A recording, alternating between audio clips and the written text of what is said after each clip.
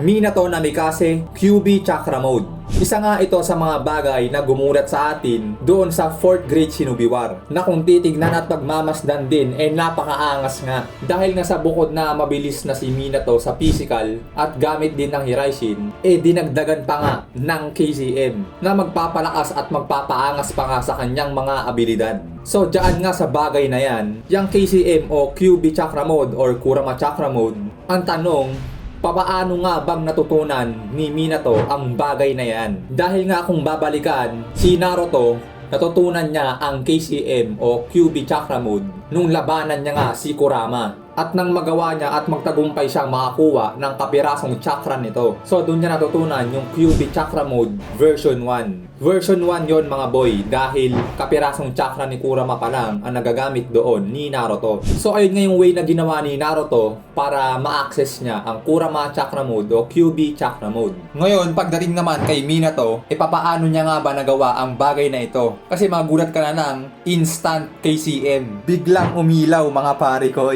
So ayun nga ang ating tatalakayin ngayon sa video ito. Paano nga bang na-access ni Minato ang QB Chakra Mode? So magbibigay tayo ng mga ilang bagay dito guys. So papasukin na nga natin yung unang dahilan dito. At yun nga ay doon sa kanyang pagkamatay kasama si Kushina. So diyan nga guys, nakita naman natin na bago nga sila mamatay, nakagamit pa si Minato ng Shiki Fujin. At alam din natin guys, na ayan nga ang ginamit ni Minato upang isil ang kalahating Kurama sa kanyang katawan. At dahil nga itong si Minato at Kushina ay parehas silang nag-iwan ng chakra sa isa't isa, tulad ng ginawa nila kay Naruto, basically guys, magagawa rin nila magkitang dalawa sa kabilang buhay. Lods, anong kinalaman ni Kurama? Simple lang guys. Dahil ngayong kalahating Kurama, diba, isinil kay Minato. So marahil nasama din siya doon kung saang kabilang buhay napunta sila Kushina at Minato. So sa madaling salita, kung nasaan si Minato, nandoon din siya. Kumbaga, nasa kabilang buhay si Minato, pero kahit patay si Minato, nandoon pa rin sa loob niya si Kurama. Lods, ba't hindi namatay si Kurama? Dapat di ba pag namatay ang Jinchuriki, mamamatay din ang Biju. Well, may isang kasagutan ako naisip dyan, na marahil nga buhay pa yung kalahating Kurama kay Minato, dahil nga buhay pa rin yung kalahating Kurama kay Naruto. So, sabihin natin na dapat siguro 100% na patay yung Jinchuriki para patay din talaga ang Biju. So, dahil nga buhay si Naruto at yung kalahati na sa kanya, kaya siguro ganun din ang nangyari, na buhay pa yung kalahating QB kahit napatay si Minato. So, ngayon, dahil nga nasa kabilang buhay sila Minato at nasaan niya pang kalahati, malamang may ginawa sila Kushina at Minato para makakuha ng chakra si Minato sa kalahating QB. So gato mga boy, tulad nga ng ginawa din ni Naruto na nilabanan niya ang QB, malamang ganun din ang ginawa ni Minato habang siya ay patay. Ganito kasi guys, yung pagkuha sa chakra ng QB, hindi naman kailangan physical na nandun ka. Kumbaga kasi parang yun parang labanan sa pag-iisip. So imagine that kung si Naruto nagtagumpay na makakuha ng kapirasong chakra sa QB, what if si Minato pa? So ayun yung isang dahilan na kung bakit siguro nagawa ni Minato na ma-access sa Kurama Chakra Mode. At saka isa pa guys, isipin nyo si Kushina, nagawang tulungan si Naruto na labanan ang QB sa loob niya. Di ba gumamit pa si Kushina doon ng adamantine chain, yung mga kadena. Ang ginawa niya, tinulungan si Naruto na itali yung QB para di makagalaw. Itinali niya ang QB gamit ang kanyang adamantine chain. So isipin nyo mga sir, kung si Kushina napatay na, nagawa pa rin tulungan si Naruto. What if pa kaya na si Minato at Kushina magtulungan na labanan ng QB sa loob ni Minato para makakuha nga si Minato ng kahit kapirasong chakra dito. So masabi natin na posible nga rin ang bagay na iyon. Ngayon ang isa pang bagay dito na magsasabi na kung paano nga ba nagamit ni Minato ang Kurama Chakra Mode is yung kung hindi man nila nilabanan ang QB, baka marahil nakusa na itong nagbigay sa kanila. Kumbaga yung QB mismo ang kusa ng nag-open link kay Minato. Parang lang yun parang QB Chakra Cloak. Yung nangyayari kay Naruto pag nagagalit. Kasi pwede naman magbigay ng chakra yung QB kahit nakakulong siya. Ngayon kung marunong gagamit ng chakra ng QB, magiging KCM yun. Pero itong QB Chakra Cloak, ibang version siya. Kumbaga itong QB Chakra Cloak, masabi natin na uncontrolled KCM.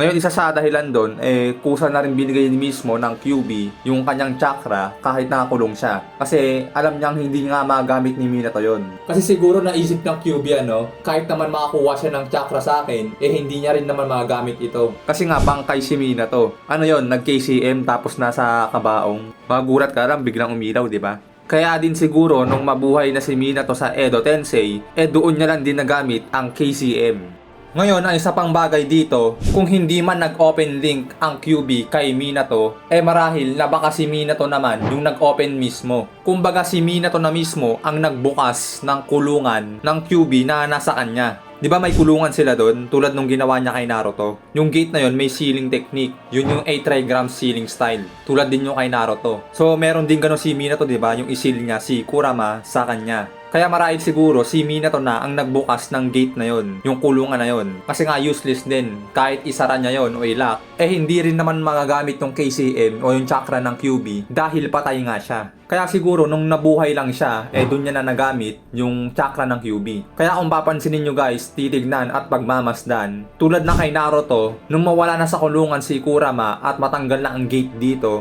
pansin nyo naman guys, wala nang gate na nakaharang dito. So, tulad din na kay Minato, ganun din yung style, tignan nyo. Wala nang gate na nakaharang. So, it means to say, baka marahil ganun din yung ginawa ni Minato noon. So, dahil hindi naman makakalabas yung Kurama doon, ang ginawa niya, minuksan na lang din. Tinanggal yung 8 triangle sealing style. Basically, yung ginawa nga lang din ni Naruto dun sa half Kurama. At para mag-link ang kanilang chakra. Kaya siguro, isa rin sa dahilan yan kung bakit nagawa ni Minato na maka-access sa chakra ng QB. At ngayon naman mga pare koy, nakapagbigay na tayo ng ilang dahilan kung paano nga ba nagamit ni Minato ang KCM. Ngayon naman, yung mga abilidad ng KCM, ang tanong, a-apply nga din ba yon sa ibang Jinchuriki? Well, sa tanong na to, maaaring sagot dito ay hindi pwede. Hindi lahat ng Jinchuriki ay makakagamit na kagaya ng KCM. Kasi yung chakra ng QB ay bukod tangi yon sa lahat ng Biju. I mean, yung chakra kasi ng Nine Tails o QB ay ang pinakamalakas sa lahat. Kaya nga mapapansin din natin guys, kahit si Killer B at si Gyuki na kanyang Biju, hindi nila kayang gamitin o hindi nila kayang gawin yung ginagawa ni Naruto at Kurama. Partida guys, half Kurama pa lang yun. Sobrang lakas na. At saka pansinin nyo rin